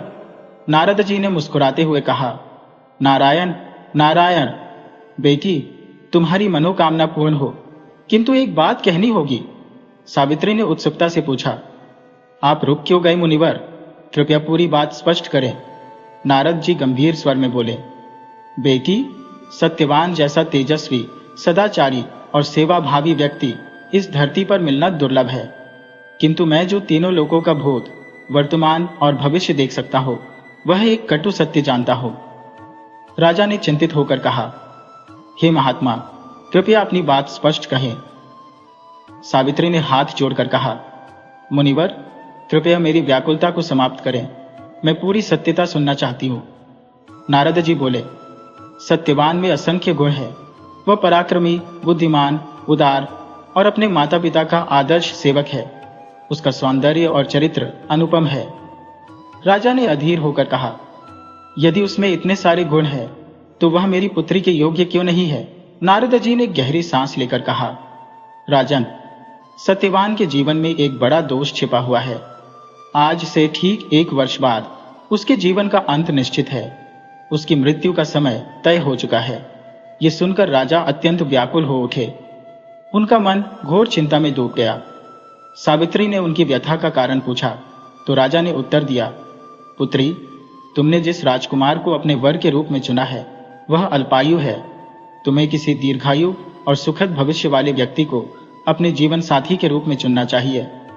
सावित्री ने शांत पर दृढ़ स्वर में उत्तर दिया, पिताजी, मैंने सत्यवान को अपने मन, वचन और कर्म से स्वीकार किया है।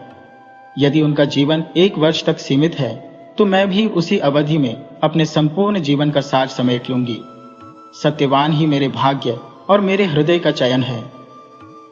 सावित्री ने दृढ़ता पूर्वक कहा, पिताजी, आर्य कन्याएं अपने पति का चयन केवल एक बार करती है।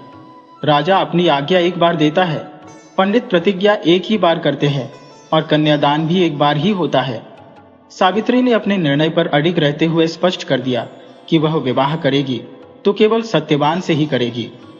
अंततः राजा अश्वपति को अपनी पुत्री की दृढ़ निश्चयता के आगे झुकना पड़ा और सावित्री का विवाह सत्यवान से संपन्न हुआ। ससुराल पहुंचते ही सावित्री ने अपने सास ससुर की सेवा में स्वयं को समर्पित कर दिया। समय अपनी गति से बढ़ता गया और विवाह के 1 वर्ष पूर्ण होने को आया, किंतु नारद मुनि ने पहले ही सावित्री को यह भेद दे दिया था कि सत्यवान की आयु अल्प है और उनकी मृत्यु का दिन निकट है। जैसे जैसे वह नियत दिन समीप आया, सावित्री का मन व्याकुलता से भर गया। 3 दिन पूर्व से ही उसने कठोर उपवास आरंभ कर दिया। नियत दिन सावित्री ने पितरों का विधिवत पूजन किया। उस दिन सत्यवान प्रतिदिन की भांति जंगल में लकड़ी काटने गए। सावित्री ने भी आग्रह पूर्वक उनके साथ जाने की इच्छा व्यक्त की। सत्यवान ने सावित्री को समझाने का प्रयास किया, जंगल में कठिनाइयां हैं देवी, तुम सहन नहीं कर पाओगी। किंतु सावित्री अपनी जिद पर अड़ी रही और सत्यवान के साथ जंगल चली गई। जंगल में सत्यवान लकड़ी काटने के लिए एक पेड़ पर चढ़ गए। तभी उनके सिर में असहनीय दर्द उठा। दर्द से व्यथित सत्यवान पेड़ से नीचे उतरे और सावित्री के पास आ गए। सावित्री को तत्काल आभास हो गया कि उनका भय वास्तविकता में बदल रहा है। सत्यवान का सिर अपनी गोद में रखकर सावित्री उनका मस्तक सहलाने लगी। तभी यमराज प्रकट हुए और सत्यवान के प्राण लेकर जाने लगे। सावित्री अपने पति के प्रति अखंड निष्ठा से प्रेरित होकर यमराज के पीछे पीछे चल दी। यमराज ने सावित्री से कहा, देवी, तुम मेरे पीछे क्यों आ रही हो? यह विधि का विधान है। सत्यवान के प्राण लौटाना असंभव है। सावित्री ने उत्तर दिया, भगवान, जहां पति जाए वहां पत्नी का जाना धर्म है। यमराज ने सावित्री को बार बार समझाने का प्रयत्न किया, किंतु सावित्री अपनी बात पर अड़िग रही। जब यमराज यमपुरी के द्वार तक पहुंचे तो सावित्री अब भी उनके पीछे खड़ी थी। उनकी निष्ठा और पतिपरायणता से प्रभावित होकर यमराज ने कहा, हे देवी, मैं तुम्हारे इस समर्पण से अत्यंत प्रसन्न हूं। मांगो जो तुम्हें चाहिए। सावित्री ने विनम्रता पूर्वक निवेदन किया, मेरे सास ससुर वनवासी और दृष्टिहीन है। उन्हें दिव्य दृष्टि प्रदान करें। यमराज ने कहा, तथास्तु, ऐसा ही होगा। इसके बाद भी सावित्री सत्यवान के पीछे चलती रही। अंततः यमराज उनकी दृढ़ता और धर्मपरायणता से इतना प्रभावित हुए कि उन्होंने सत्यवान को जीवन दान दे दिया। इस प्रकार सावित्री ने अपनी निष्ठा, धर्म और अद्वितीय धैर्य से मृत्यु के देवता को भी पराजित कर दिया। सावित्री की दृढ़ता और निष्ठा ने यमराज को बार बार विचलित किया। जब यमराज ने कहा, हे देवी, अब तुम लौट जाओ, तुम्हारे पति का समय समाप्त हो गया है, सावित्री ने उत्तर दिया, भगवान, मुझे अपने पति देव के पीछे पीछे चलने में कोई कष्ट नहीं है। ये मेरा धर्म और कर्तव्य है। सावित्री की बात सुनकर यमराज ने उसे एक और वरदान मांगने को कहा। सावित्री बोली, मेरे सास ससुर का राज्य छिन गया है, कृपा करके वह राज्य उन्हें वापस दिला दीजिए ताकि मेरे ससुर फिर से राजा बन सके। यमराज ने यह वरदान भी प्रदान कर दिया और कहा, अब तुम लौट जाओ। परंतु सावित्री फिर भी उनके पीछे पीछे चलती रही। यमराज ने कहा, अच्छा ठीक है, तुम तीसरा वरदान मांग लो, लेकिन इसके बाद तुम्हें लौट जाना होगा। सावित्री ने कहा, हे प्रभु, मुझे सौभाग्यवती होने का वरदान दीजिए, मैं 100 पुत्रों की मां बनना चाहती हूँ। यमराज ने यह वरदान भी दे दिया। इसके बाद भी सावित्री उनके पीछे चलती रही। यमराज ने क्रोधित होकर पूछा, अब क्यों मेरे पीछे आ रही हो? मैंने तुम्हें 3 वरदान दे दिए हैं, अब लौट जाओ। इस पर सावित्री ने उत्तर दिया, हे देव, आपने मुझे पुत्रवती होने का आशीर्वाद दिया है, परंतु बिना पति के मैं मां कैसे बन सकती हूँ? यदि आप मेरे पति के प्राण ले जाएंगे तो आपके दिए वरदान का क्या अर्थ रहेगा? सावित्री की इस बात ने यमराज को सोचने पर मजबूर कर दिया। उन्होंने अपने वचन और सावित्री की निष्ठा के समक्ष झुकते हुए सत्यवान के प्राण लौटा दिए। इसके बाद यमराज अंतर्ध्यान हो गए। सावित्री तुरंत वटवृक्ष के पास लौटी, जहां सत्यवान का मृत शरीर पड़ा था। सत्यवान जीवित हो उठे। दोनों आनंदित होकर अपने राज्य लौटे। वहां पहुंचने पर उन्होंने देखा कि सावित्री के ससुर ने दिव्य ज्योति प्राप्त कर ली है और पुनः राजा के रूप में स्थापित हो गए हैं। इस प्रकार सावित्री और सत्यवान ने चिरकाल तक सुखपूर्वक राज किया। वट सावित्री व्रत की महिमा अमूल्य है। इस व्रत को करने और सावित्री सत्यवान की कथा को सुनने से वैवाहिक जीवन में आने वाले संकट दूर हो जाते हैं। हे भगवान, जैसे आपने सावित्री के सुहाग की रक्षा की, वैसे ही सभी स्त्रियों के अखंड सौभाग्य की रक्षा करें।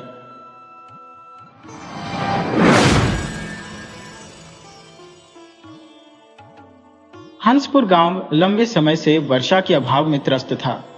इस अनावृष्टि ने पूरे गांव को सूखे की चपेट में ले लिया था, जिसके कारण लोग पीने के पानी के लिए दर दर भटक रहे थे। शुरुआत में गांव वाले पास के गांवों से पानी लाकर किसी तरह अपना गुजारा करते रहे, परंतु समय के साथ वह स्रोत भी समाप्त हो गया। पूरे गांव में पानी की विकराल समस्या ने हाहाकार मचा दिया। बेबस होकर सभी ग्रामीण मिलकर गांव के मुखिया तेजपाल के पास पहुंचे। उन्होंने मुखिया से विनती की कि गांव में एक कुआं खुदवाया जाए ताकि सूखे के दिनों में भी पीने योग्य पानी की उपलब्धता हो सके। लेकिन मुखिया तेजपाल, जो अत्यधिक कंजूस प्रवृत्ति का व्यक्ति था, ने उनकी इस अपील को अनसुना कर दिया। उसने कुएं की खुदाई पर होने वाले भारी खर्च का हवाला देते हुए साफ मना कर दिया। तेजपाल ने यह भी कहा कि उसके पास अभी धन की कोई व्यवस्था नहीं है। ग्रामीणों को मुखिया की इस बेरुखी से गहरा धक्का पहुंचा। उन्हें ज्ञात था कि पंचायत कार्यों के लिए धन उपलब्ध है, लेकिन मुखिया की कंजूसी के कारण वह इसका उपयोग नहीं करना चाहता। निराश ग्रामीण अपने घरों को लौट गए। गांव में चंद्रप्रकाश नाम का एक व्यक्ति रहता था, जिसे सभी प्यार से चंदू कहते थे। चंदू एक तेज तर्रार और समझदार व्यक्ति था।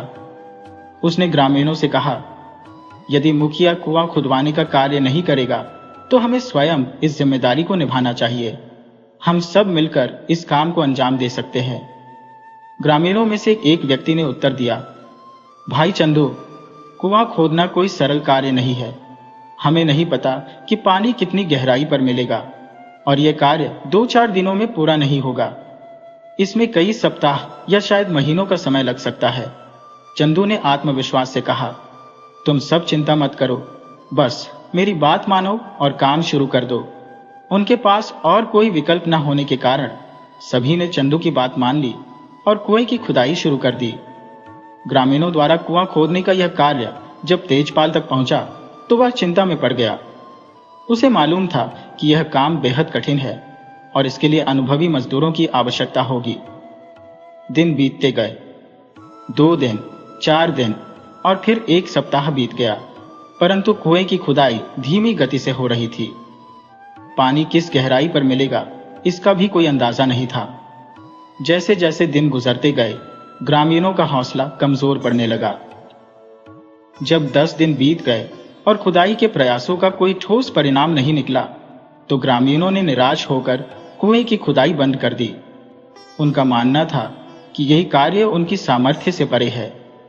चंदू ने हर संभव कोशिश की कि उनका हौसला फिर से बुलंद कर सके, परंतु किसी ने उसकी बातों पर ध्यान नहीं दिया। उसी दिन सभी ग्रामीणों ने इस कार्य को अधूरा छोड़ दिया और अपने अपने घर लौट गए। यह समाचार मुखिया तेजपाल तक पहुंचा और वह भीतर ही भीतर प्रसन्नता से खिल उठा।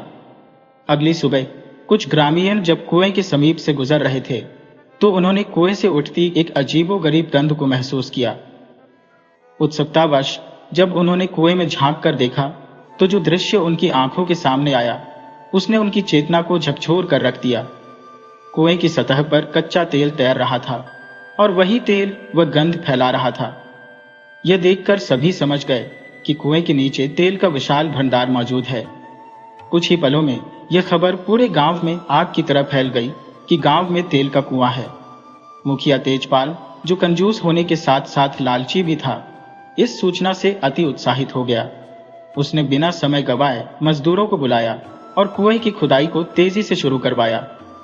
अब दिन रात काम चलता रहा और मुखिया को पूरा विश्वास था कि इस कुएं से तेल निकलेगा और वह धनाढ्य बन जाएगा। हालांकि जब खुदाई पूरी हुई तो कुएं से तेल की बजाय पानी निकलने लगा। ग्रामीणों ने पानी का प्रवाह देखकर खुशी में झूमकर नाचना शुरू कर दिया, लेकिन मुखिया तेजपाल यह देखकर हक्का बक्का रह गया। वह अपना सिर पकड़कर बैठ गया और समझ नहीं पाया कि जिस कुएं से तेल निकलना चाहिए था उसमें पानी कैसे निकल रहा है। दरअसल यह पूरी योजना चंदू की सूझबूझ और चतुराई का परिणाम थी। जिस दिन ग्रामीणों ने निराश होकर खुदाई का काम बंद किया था, उसी रात चंदू ने 2-3 डिब्बे कच्चे तेल के कुएं में डाल दिए थे, जिससे ऐसा प्रतीत हो कि कुएं से तेल रिस रहा है। उसकी इस चालाकी ने मुखिया को खुदाई पूरी करवाने पर मजबूर कर दिया। चंदू ने इस पूरी घटना को अपने तक ही सीमित रखा और किसी को इस योजना के बारे में कुछ नहीं बताया, लेकिन उसकी इस अद्भुत चतुराई के चलते गांव की पानी की समस्या सदा के लिए हल हो गई। अब चाहे बारिश कम ही क्यों ना हो, गांव वालों को पीने के पानी की कोई कमी नहीं होती थी। चंदू की सूझबूझ और चालाकी ने न केवल गांव के कंजूस मुखिया से काम करवाया, बल्कि पूरे गांव का भविष्य भी संवार दिया।